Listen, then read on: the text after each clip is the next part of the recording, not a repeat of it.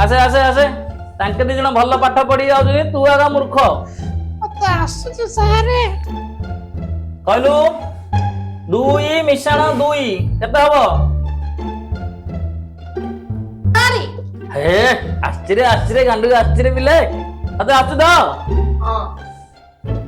ତାପରେ କହିଲୁ 4 ମିଶାଣ 4 କେତେ ହବ? 4 ମିଶାଣ 4 8।